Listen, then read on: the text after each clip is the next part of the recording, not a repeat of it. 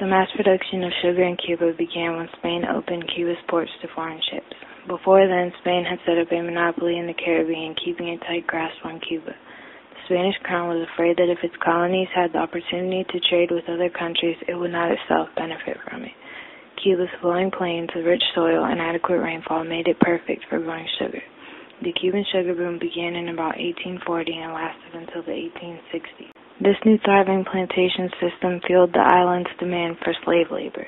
Thousands of slaves were being brought over from Africa to supply the heavy investment of human labor that was required for this crop to be successfully raised, harvested, and produced. By 1841, 436,495 African slaves made up over 40% of the total population.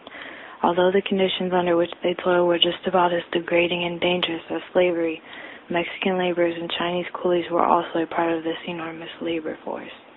By 1850, the sugar industry accounted for 4/5 of all Cuban exports, and despite Cuba's arable land, all other necessary goods were imported.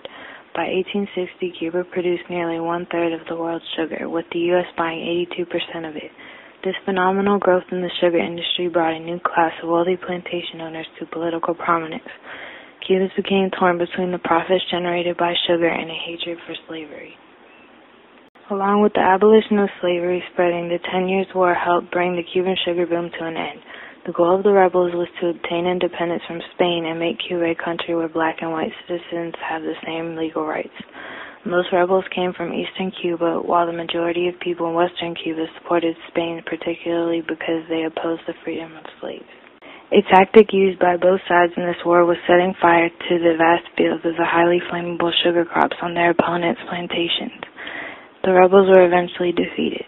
The parasitical growth of this industry that depended entirely on slavery for its prosperity had developed into a monstrosity that was running an entire country and dictating the lives of everyone in it.